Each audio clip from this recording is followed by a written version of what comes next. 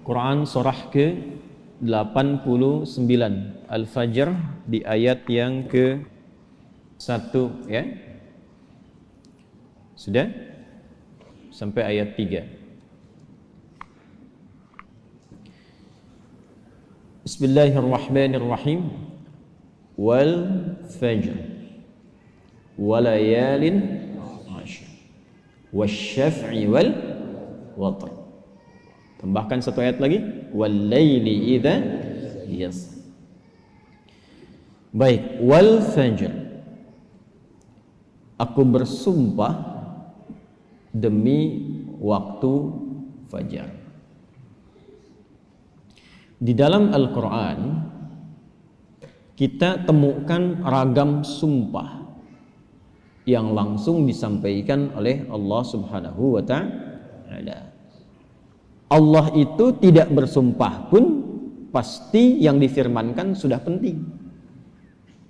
Dan sumpah itu ciri penegasan dan kesungguhan. Kalau dikaitkan dengan makhluk ada kesungguhan. Makanya kalau Anda ingin menguatkan sebuah pesan dan menunjukkan Anda serius, pakai sumpah ya.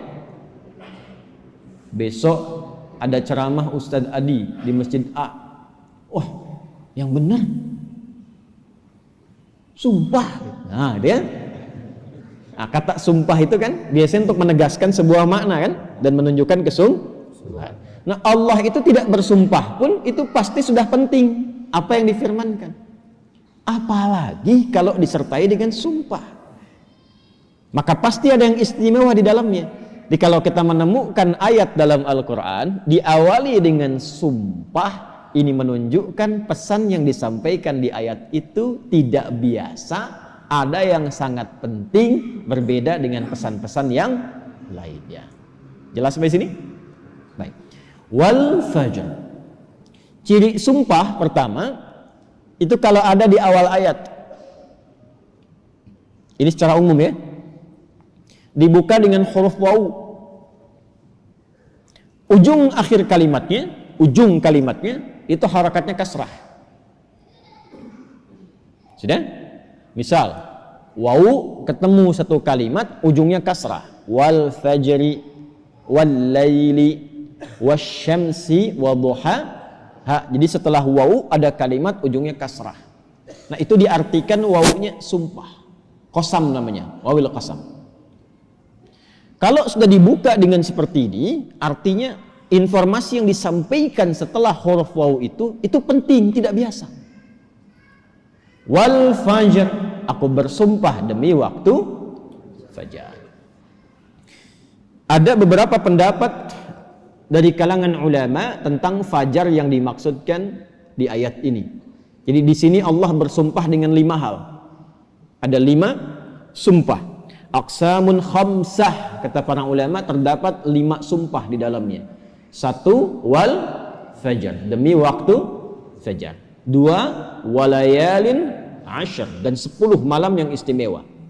3 wasyaf'i, wasyaf'i, demi waktu genap. Kemudian 4 wal watr. 5 wal laili idza yasr. Ada 5 di sini disebutkan menunjukkan ada 5 yang istimewa. Saking istimewanya dibuka oleh Allah Subhanahu wa taala dengan sumpah. Baik. 1 fajar. Secara cepat saja. Para ulama setidaknya menyebutkan secara umum ada 2 pemaknaan di kata fajar di sini. Yang pertama yang dimaksudkan setiap waktu fajar. Itu penting. Setiap waktu fajar dalam setiap hari. Jadi ada satu yang istimewa, waktunya di waktu fajar dari sekian perubahan waktu yang kita alami dalam sehari. Kan dari fajar nanti muncul ke pagi, pagi ke siang, siang ke sore, sore ke maghrib, maghrib ke malam kan. Nah dari perputaran waktu itu di antara sekian banyak waktu, fajar itu istimewa. Karena itu Allah panggil kita untuk bisa menunaikan sholat di waktu fajar. Ya, hakikatnya bukan hanya sholatnya. ada waktu-waktu yang hanya dalam fajar itu yang nggak ditemukan keistimewaannya di waktu yang lain. Contoh, kita ambil ke ibadah ritual dulu. Salat di waktu fajar ini itu 2 rakaat sunnahnya saja. Sunnahnya, belum masuk ke fardunya. Itu nilainya disebutkan oleh Rasulullah SAW lebih baik daripada dunia dan seisinya. Raka'atul fajri khairum minad dunya wa ma fiha. Kalau Anda mampu menunaikan 2 rakaat fajar, itu yang dimaksud sunnahnya. 2 rakaat, tapi disebutkan kalimat fajarnya. Bukan zuhur, bukan asar, bukan maghrib, bukan isya. Dan dilakukannya sebelum salat fardunya untuk menunjukkan betapa pentingnya itu. Karena kalau orang tahu itu penting, pasti persiapan datang sebelumnya. Ya, Anda tahu di sini akan pengajian kan? Subuh kan? Subuhnya misalnya jam 4.35. Anda menjadikan pengajian itu sebagai hal yang prioritas. Kalau waktunya 4.35, datangnya jam berapa? Ada yang nginap, ada yang itikaf. Karena menjadikan itu penting. Kalau tak penting mungkin diabaikan. Nah, Allah menyatakan fajar itu penting. Jangan tinggal. Bahkan saking pentingnya, ada di antara hamba-hamba Allah yang menyiapkan waktu fajar itu bangun dari sebelumnya sampai warming up dulu. Pemanasan supaya subuhnya itu, fajarnya itu bisa optimal. Bangun dari malam, Pak. Ada yang menjelang fajar itu membiasakan hatinya supaya khusyuk. Sehingga saat sholat di waktu fajar sudah terkoneksi kepada Allah dengan baik. Cara menyiapkannya dengan istighfar. Waktu singkat menjelang fajar itu disebut sahar namanya. Jamaknya disebut ashar. Ada orang-orang yang kalau sudah tiba waktu ini, dia banyak istighfar, istighfar, istighfar, istighfar. Supaya hatinya lapang saat fajar tiba, terkoneksi sempurna kepada Allah. Sempurna. Nyambung. Itu ada di Quran surah ke-51 ayat 18. Wabil ashari hum yastaghfirun. Kalau ingin dikuatkan kesabaran, ingin diberikan rizki, sehingga bisa sering infak, ya. Ingin diberikan kemampuan menjalankan segala sesuatu dengan benar, menatap dengan benar, mendengar dengan benar, berjalan secara benar. Itu diantara amalannya, rajin istighfar di waktu sahar menjelang fajar. Dah, ini ijazahnya langsung dari Al-Quran. Surah ketiga Ali Imran di ayat ke-17. As-sabirina was-sadiqina wal-qanitina wal-munfiqina wal-mustaghfirina bil ashar. Ya. Quran surah ketiga Ali Imran ayat 17. Paling kiri sebelah atas tuh. Itu di situ istighfar di waktu sahar itu disamakan dengan 4 amalan tadi. Sabar, khusyuk dalam ibadah, bisa rajin infak, dan benar dalam menjalankan aktivitas. Itu diantara latihannya, rajin istighfar menjelang fajar. Makanya kalau sudah istighfar, terbuka hatinya, terkoneksi dengan Allah, itu ibadahnya akan lebih enak dibandingkan dengan yang jarang istighfar. Gitu. Ada sifat qanitin di situ. As-sabirina wal qanitina. Sedangkan kita diminta salat itu dengan sifat kunut. Orangnya disebut qanit, jamaknya qanitin. Ada di mana ayatnya? Al-Baqarah ayat 238. Hafizu 'alas salawati was salatil wusta wa qumu lillahi qanitin. Tuh. Kalau mau salat, mau enak salatnya, jangan sekedar salat. Memang betul sudah selesai. Ya, menuntaskan kewajiban, beban kewajibannya hilang, tapi kenikmatannya dapat enggak? Manfaatnya dapat enggak?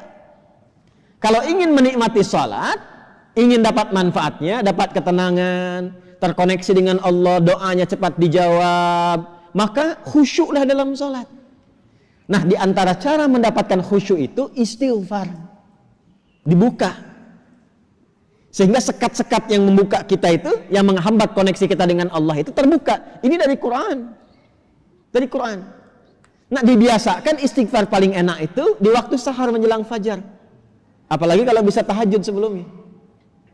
Kalau bisa tahajud, ya, tahajud kemudian istighfar, terbuka hati, rajin memberi, di situ itu disebut langsung oleh Quran kalau dia bertahan dengan itu sampai wafat, itu disebut sebagai calon penghuni taman surga yang sedang beraktivitas di bumi.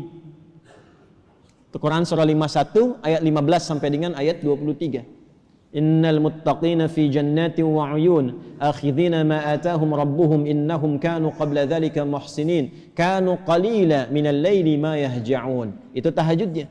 Wa bil ashari hum yastaghfirun. Itu istighfarnya. Nah, hakikatnya kita bangun malam itu, hakikatnya kita istighfar di waktu sahar untuk persiapan ke fajarnya. Salah satu maknanya itu. Makanya Nabi kan ya suka rebahan kan sedikit ya. Bukan rebahan yang sempurna. Ya kaum rebahanas nih ya. Ya, coba dicek tuh.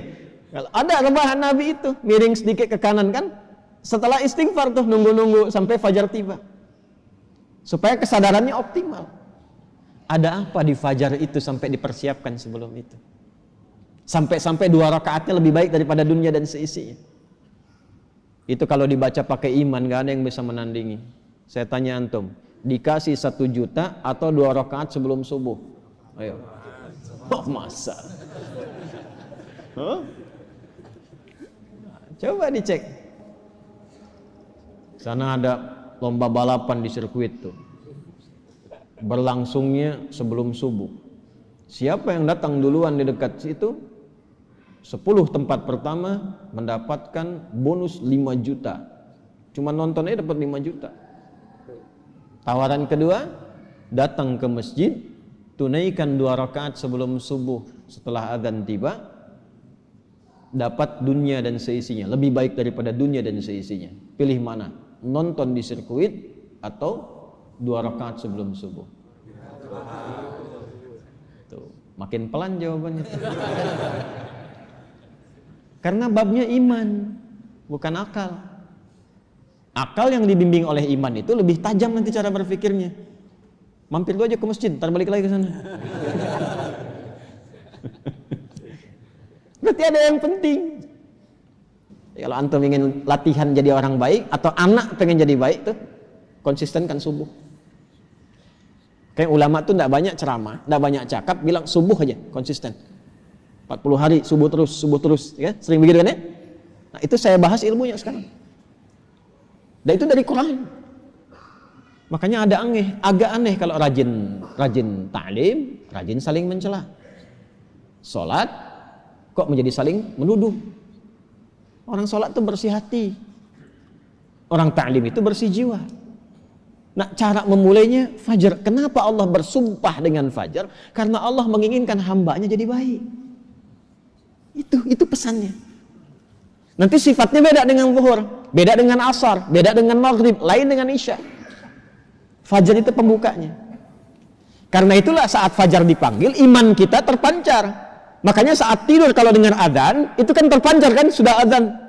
Dan sekelebat itu ada yang meminta kita bangun tuh. Allahu Akbar, Allahu Akbar. Bangun tiba-tiba dengar adzan. Itu yang terpanggil imannya. Ketika cahaya iman itu merespon suara adzan, itulah fajar namanya. Dari maknawinya. Dari segi waktu dia melatih keadaan kita jadi lebih baik, terkoneksi dengan Allah. Kalau sudah hatinya bersih, nyambung dengan Allah, doanya mustajab. Innallaha tayyibun la yaqbalu illa tayyibah. Kata Nabi demikian. Allah itu maha baik sehingga akan cepat menerima dari yang baik-baik. Hatinya sudah baik, sudah lapang, jauh dari maksiat, maka apapun yang dia minta dikabulkan oleh Allah Subhanahu wa taala. Karena itu saat-saat paling tepat untuk berdoa itu, memperbanyak doa itu saat fajar. Malaikat kumpul semua. Hadisnya sahih. Ya, inna malaikatal laili wa malaikatan nahar tajtami'u fi waqtil fajri atau kama qala Rasulullah sallallahu alaihi wasallam. Malaikat siang dan malam kumpul semua di waktu fajar.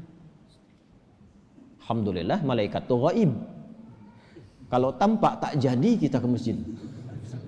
Sayapnya banyak tuh. Siapa? Israel. Balik lagi. Kumpul semua. Nah, kalau sudah kumpul malaikat itu banyak berkahnya. Berkah itu ziyadatul khair, bertambah kebaikan. Kalau doa diaminkan. Kalau istighfar dimohonkan ampunan kepada Allah. Berkah lagi kalau subuh jamaah pengajian, berkah. Berkah lagi itu. Itu dari berangkat langsung malaikat memohonkan kepada Allah kebaikan. Hadisnya viral sahih di Ibnu Majah itu. Ya, dari Abu Darda radhiyallahu taala anhu. Qala Rasulullah sallallahu alaihi wasallam, "Man salaka tariqan yaltamisu fihi 'ilma sahhala lahu tariqan ila al-jannah, wa innal malaikata la tadau ajdihataha ridan li talibil ilmi." Orang mau berangkat menuntut ilmu, itu malaikat membentangkan sayap memohonkan kepada Allah ridha untuk orang itu. Berangkat dia ke masjid pas di waktu fajar, banyak sekali. Makanya kalau bapak ibu ke masjid waktu subuh nggak doa, rugi itu. Itu fajar.